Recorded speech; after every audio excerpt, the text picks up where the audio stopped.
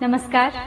श्रीमद् वाल्मीकि रामायण अखंड पाठ में आज हम पढ़ने जा रहे हैं 2 सर्ग, चतुःसप्ततितमः एवं पंचसप्ततितमः, यानी 74 और 75वां सर्ग। और हमारा कथा वस्तु है आज विश्वामित्र का अपने आश्रम को प्रस्थान, राजा जनक का कन्याओं को भारी दहेज देकर राजा दशरथ आदि को विदा करना, मार्ग में शुभाशुभ शकुन और परशुराम जी का आगमन व राजा दशरथ की बात अनसुनी करके परशुराम का श्री राम को वैष्णव धनुष पर बाण चढ़ाने के लिए ललकारना। तो आइए प्रारंभ करते हैं आज का पाठ। अथ रात्र्याम व्यतीतायाम विश्वामित्रो महामुनिः आपृष्ट्वा त्वौ च राजानौ जगामोत्तर पर्वतम्। विश्वामित्रे गते राजा वैदेहं मिथिलाधिपम् आपृष्टवैव जगामाशु राजा दशरथः पुरीम्। अथ राजा विदेहा नाम ददौ कन्याधनं बहु गवाम शतसहस्राणि बहूनि मिथिलेश्वरः। कम्बला नाम च मुख्यानां क्षौमानकोट्यम्बराणि च हस्त्यश्वरत्पादा तं दिव्यरूपं स्वलंकृतम्। तदनंतर जब रात बीती और सवेरा हुआ, तब महामुनि विश्वामित्र राजा जनक और महाराज दशरथ दोनों राजाओं से पूछकर उनकी स्वीकृति ले उत्तर पर्वत पर, हिमालय की शाखा भूत पर्वत पर, जहां कौशिकी के तट पर उनका आश्रम था, वहां चले गए।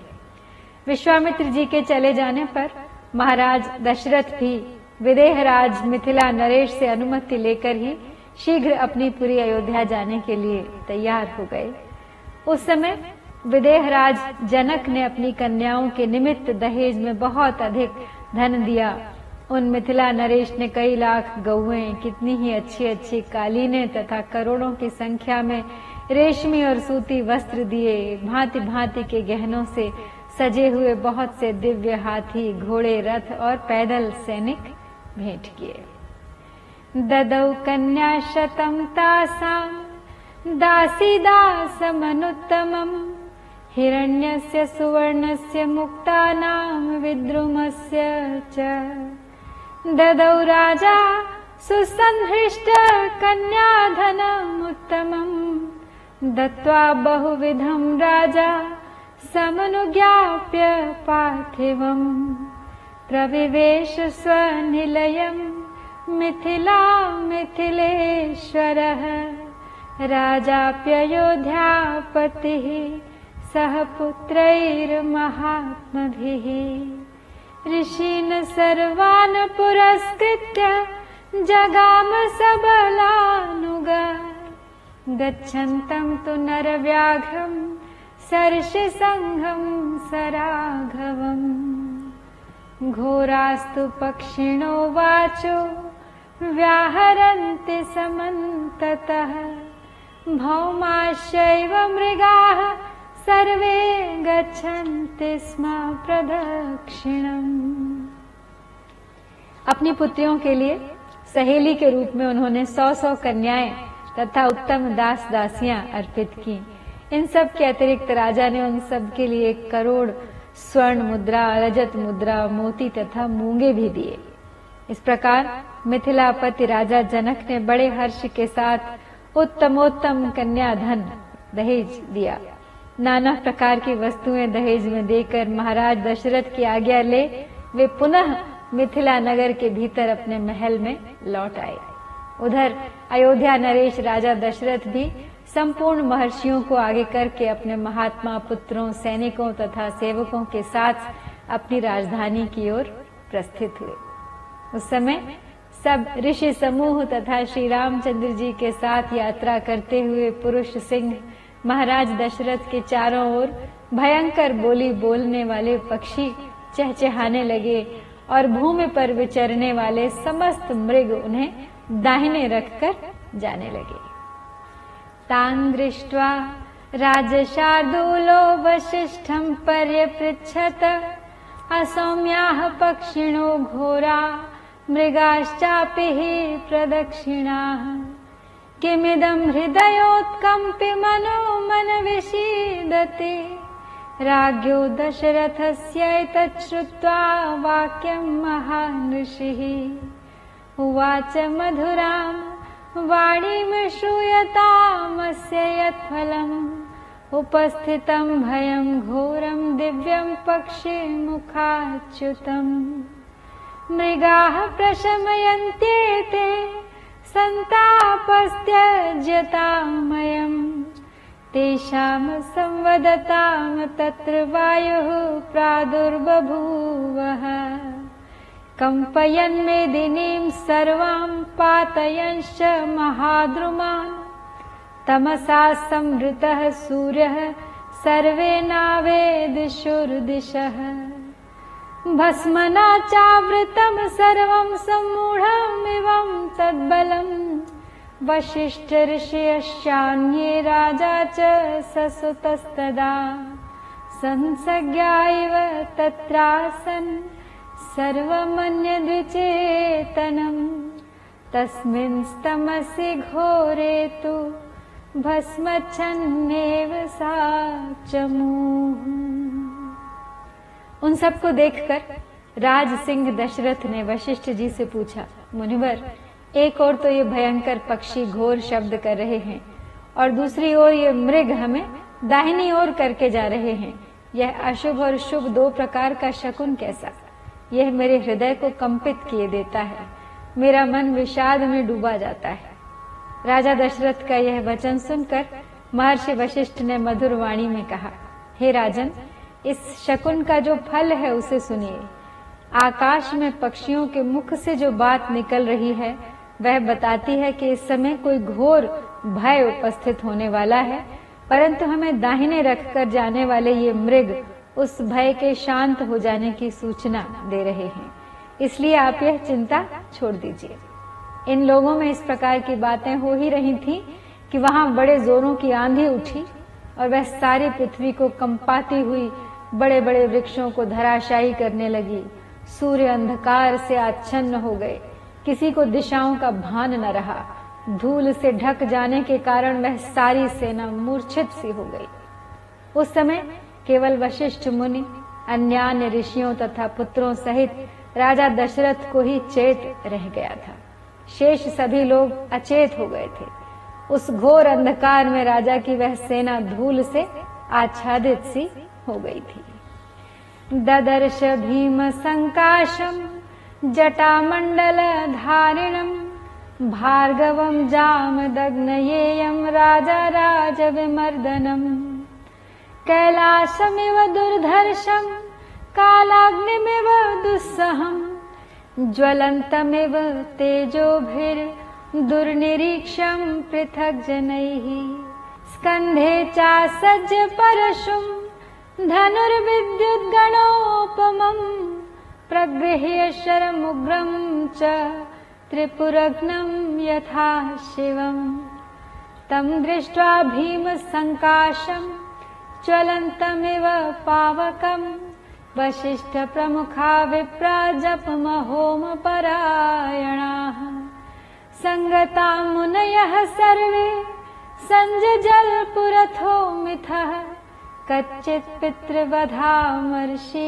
क्षत्रमनोत्सादयिष्यति पूर्वं क्षत्रवधं कृत्वा गतमन्युर्गतः ज्वरः क्षत्रस्योत्सादनं भूयो न खल्वस्य चिकीर्षितम् एवमुक्त्वार्घ्यमादाय भार्गवं भीमदर्शनम् ऋषयो राम रामेति मधुरं वाक्यमब्रुवन् प्रतिगृह्यतु तां पूजां ऋषिदत्तां प्रतापवान् रामं दाशरथिं रामो जामदग्नयो अभ्यभाषत। उस समय राजा दशरथ ने देखा क्षत्रिय राजाओं का मान मर्दन करने वाले भृगुकुल नंदन जमदग्नि कुमार परशुराम सामने से आ रहे हैं। वे बड़े भयानक से दिखाई देते थे। उन्होंने मस्तक पर बड़ी बड़ी जटाएं धारण कर रखी थीं। वे कैलाश के समान दुर्जय और कालाग्नि के समान दुस्सह प्रतीत होते थे। तेजो मंडल द्वारा जाज्वल्यमान से हो रहे थे। साधारण लोगों के लिए उनकी ओर देखना भी कठिन था। वे कंधे पर फरसा रखे और हाथ में विद्युत गणों के समान दीप्तिमान धनुष एवं भयंकर बाण लिए त्रिपुर विनाशक भगवान शिव के समान जान पड़ते थे। प्रज्वलित अग्नि के समान भयानक से प्रतीत होने वाले परशुराम को वहां उपस्थित देख जप और होम में तत्पर रहने वाले वशिष्ठ आदि सभी ब्रह्मर्षि एकत्र हो परस्पर इस प्रकार बातें करने लगे। क्या अपने पिता के वध से अमर्ष्य के वशीभूत हो ये क्षत्रियों का संहार तो नहीं कर डालेंगे? पूर्व काल में क्षत्रियों का वध करके इन्होंने अपना क्रोध उतार लिया है। अब इनकी बदला लेने की चिंता दूर हो चुकी है। अतः फिर क्षत्रियों का संहार करना इनके लिए अभीष्ट नहीं है, यह तो निश्चय पूर्वक कहा जा सकता है। किंतु इनके इस भयंकर रूप से अत्यंत भय की प्रतीति हो रही है। ऐसा कहकर ऋषियों ने भयंकर दिखाई देने वाले भृगुनंदन परशुराम को अर्घ्य लेकर दिया और राम राम कहकर उनसे मधुर वाणी में बातचीत की। ऋषियों की दी हुई उस पूजा को स्वीकार करके प्रतापी जमदग्नि पुत्र परशुराम ने दशरथ नंदन श्री राम से इस प्रकार कहा। तो यहाँ हम 74वां सर्ग संपन्न करके बढ़ते हैं आगे 75वें सर्ग की ओर।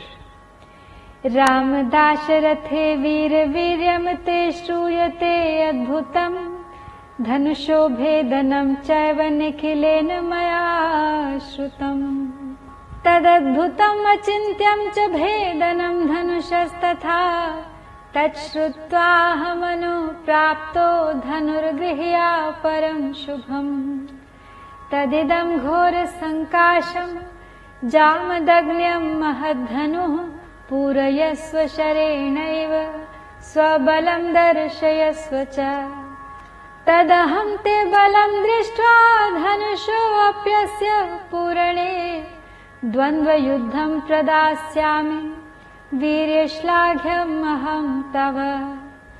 तस्य तद्वचनं श्रुत्वा राजा दशरथस्तदा विषण्णवदनो दीनः प्राञ्जलिर्वाक्यम् अब्रवीत्। तो जमदग्नि पुत्र परशुराम श्री राम से कहते हैं, हे दशरथ नंदन श्री राम वीर, सुना जाता है कि तुम्हारा पराक्रम अद्भुत है। तुम्हारे द्वारा शिव धनुष के तोड़े जाने का समाचार भी मेरे कानों में पड़ चुका है। उस धनुष का तोड़ना अद्भुत और अचिंत्य है। उसके टूटने की बात सुनकर मैं एक दूसरा उत्तम धनुष लेकर आया हूँ। यह है वह जमदग्नि कुमार परशुराम का भयंकर और विशाल धनुष। तुम इसे खींचकर इसके ऊपर बाण चढ़ाओ तो अपना बल दिखाओ। इस धनुष के चढ़ाने में भी तुम्हारा बल कैसा है, यह देखकर मैं तुम्हें ऐसा द्वंद्व युद्ध प्रदान करूंगा जो तुम्हारे पराक्रम के लिए स्पृहणीय होगा। तो परशुराम जी का वह वचन सुनकर उस समय राजा दशरथ के मुख पर विषाद छा गया। वे दीन भाव से हाथ जोड़कर बोले, क्षत्र रोषात प्रशांतस्तम ब्राह्मणश्च महातपाः बालानाम मम पुत्राणाम भयं दातुमर्हसि भार्गवाणाम कुले जातः स्वाध्याय व्रतशालिनां सहस्राक्षे प्रतिज्ञाय शस्त्रं प्रशिक्तवानसि स त्वं धर्मपरो भूत्वा कश्यपाय वसुन्धरां दत्त्वा वनमुपागम्य महेन्द्र कृतकेतनः मम सर्वविनाशाय सम्प्राप्तस्त्वं महामुने न चैकस्मिन् हते रामे सर्वे जीवामहे वयम्। तो राजा दशरथ परशुराम जी से कह रहे हैं, हे ब्रह्मन, आप स्वाध्याय और व्रत से शोभा पाने वाले भृगुवंशी ब्राह्मणों के कुल में उत्पन्न हुए हैं और स्वयं भी महान तपस्वी और ब्रह्म ज्ञानी हैं। क्षत्रियों पर अपना रोष प्रकट करके अब आप शांत हो चुके हैं, इसलिए मेरे बालक पुत्रों को आप अभयदान देने की कृपा करें, क्योंकि आपने इंद्र के समीप प्रतिज्ञा करके शस्त्र का परित्याग कर दिया है। इस तरह आप धर्म में तत्पर हो कश्यप जी को पृथ्वी का दान करके वन में आकर महेंद्र पर्वत पर आश्रम बनाकर रहते हैं। तो हे महामुने, इस प्रकार शस्त्र त्याग की प्रतिज्ञा करके भी आप मेरा सर्वनाश करने के लिए कैसे आ गए? यदि कहें मेरा रोष तो केवल राम पर है, तो एकमात्र राम के मारे जाने पर ही हम सब लोग अपने जीवन का परित्याग कर देंगे। ब्रुवत्येवं दशरथे जामदग्न्यः प्रतापवान् अनादृत्य तु तद्वाक्यं राममेवाभ्यभाषत। इमे द्वे धनुषी श्रेष्ठे दिव्ये लोकाभिपूजिते दृढ़े बलवती मुख्ये सुकृते विश्वकर्मणाः। अनुसृष्टं सुरैरेकं त्र्यम्बकाय युयुत्सवे त्रिपुरघ्नं नरश्रेष्ठ भग्नं काकुत्स्थयत्वया। इदं द्वितीयं दुर्धर्षं विष्णोर्दत्तं सुरोत्तमैः तदिदं वैष्णवं रामधनुः परपुरञ्जयम्। समानसारं काकुत्स्थरौद्रेण धनुषा त्विदं तदा तु देवता सर्वाः पृच्छन्ति स्म पितामहम्। शितिकण्ठस्य विष्णोश्च बलाबलनिरीक्षया। तो राजा दशरथ इस प्रकार कहते ही रह गए, परंतु प्रतापी परशुराम ने उनके उन वचनों की अवहेलना करके राम से ही बातचीत जारी रखी। वे बोले, रघुनंदन, ये दो धनुष सबसे श्रेष्ठ और दिव्य थे।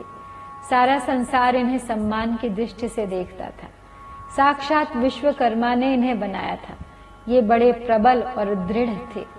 हे नरश्रेष्ठ, इनमें से एक को देवताओं ने त्रिपुरासुर से युद्ध करने के लिए भगवान शंकर को दे दिया था। ककुत्स नंदन, जिससे त्रिपुर का नाश हुआ था वह वही धनुष था जिसे तुमने तोड़ डाला है। और दूसरा दुर्धर्ष धनुष यह है जो मेरे हाथ में है। इसे श्रेष्ठ देवताओं ने भगवान विष्णु को दिया था। हे श्री राम, शत्रु नगरी पर विजय पाने वाला वही यह वैष्णव धनुष है। तो हे ककुत्स नंदन, यह भी शिव जी के धनुष के समान ही प्रबल है। उन दिनों समस्त देवताओं ने भगवान शिव और विष्णु के बलाबल की परीक्षा के लिए पितामह ब्रह्मा जी से पूछा था कि इन दोनों देवताओं में कौन अधिक बलशाली है। अभिप्रायं तु विज्ञाय देवतानां पितामह विरोधं जनयामास तयोः सत्यवतां वरः। विरोधे तु महत् युद्धम् अभवत् रोमहर्षणम् शितिकण्ठस्य विष्णोश्च परस्पर जयैषिणोः। तदा तु जृम्भितं शैवं धनुर्भीम पराक्रमम् हुंकारेण महादेवः स्तम्भितो अथ त्रिलोचनः। देवैस्तदा समागम्य सर्षिसङ्घः सचारणैः याचितौ प्रशमं तत्र जग्मतुस्तौ सुरोत्तमौ।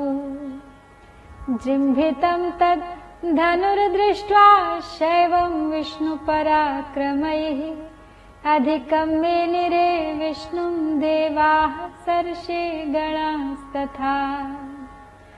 धनुरुद्रस्तु संक्रुद्धो विदेहेषु महायशाः देवरातस्य राजर्षे ददौ हस्ते ससायकम्। तो देवताओं के इस अभिप्राय को जानकर सत्यवादियों में श्रेष्ठ पितामह ब्रह्मा जी ने उन दोनों देवताओं शिव और विष्णु में विरोध उत्पन्न कर दिया। और विरोध पैदा होने पर एक दूसरे को जीतने की इच्छा वाले शिव और विष्णु में बड़ा भारी युद्ध हुआ जो रोंगटे खड़े कर देने वाला था। उस समय भगवान विष्णु ने हुंकार मात्र से शिव जी के भयंकर बलशाली धनुष को शिथिल तथा त्रिनेत्रधारी महादेव जी को भी स्तंभित कर दिया। तब ऋषि समूहों तथा चारणों सहित देवताओं ने आकर उन दोनों श्रेष्ठ देवताओं से शांति के लिए याचना की, तो फिर वे दोनों शांत हो गए।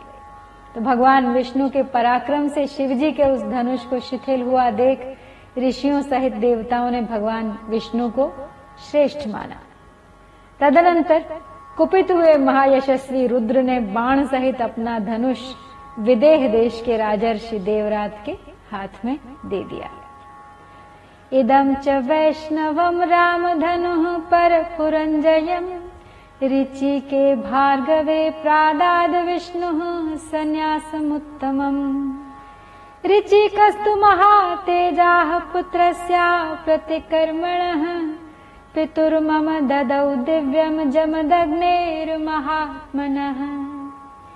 न्यस्तशस्त्रे पितरिमे तपोबल समन्विते अर्जुनो विदधे मृत्युं प्राकृतां बुद्धिमास्ततः। वधं प्रतिरूपं तु पितुः श्रुत्वा सुदारुणम् क्षत्रमुत्सादयं रोषा जातं जातमनेकशः। पृथिवीं चाखिलां प्राप्य कश्यपाय महात्मने यज्ञस्यान्ते ददं राम दक्षिणां पुण्यकर्मणे। दत्त्वा महेन्द्र निलयस्तपोबलसमन्वितः श्रुत्वा तु धनुषो भेदं ततोऽहं द्रुतमागतः। तदेवं वैष्णवं राम पितृपैतामहं महत् क्षत्रधर्मं पुरस्कृत्य गृहिणीष्व धनुरुत्तमम्। योजयस्व धनुः श्रेष्ठे शरं परपुरञ्जयम्। यदि शक्तोऽसि काकुत्स्थद्वन्द्वं दास्यामि ते ततः।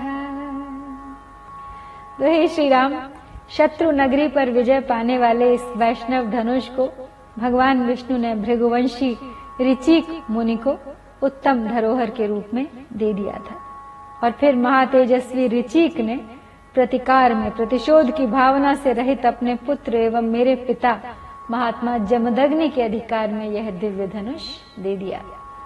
तपोबल से संपन्न मेरे पिता जमदग्नि अस्त्र शस्त्रों का परित्याग करके जब ध्यानस्थ होकर बैठे थे, उस समय प्राकृत बुद्धि का आश्रय लेने वाले कृतवीर्य कुमार अर्जुन ने उनको मार डाला।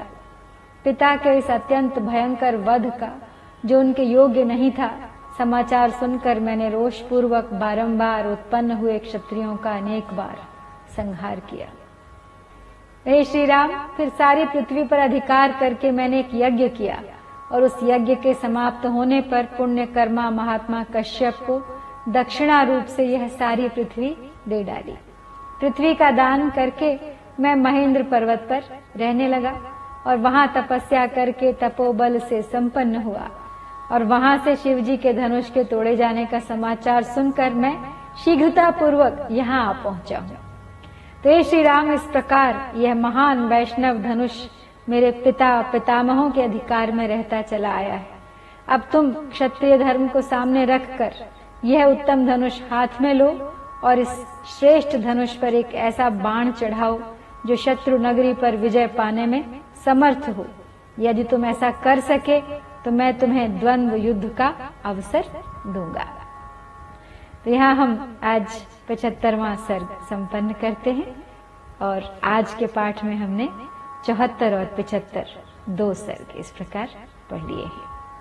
इत्यार्षे श्रीमद् रामायणे वाल्मीकिये आदिकाव्ये बालकांडे 74 एवं 75 सर्गः।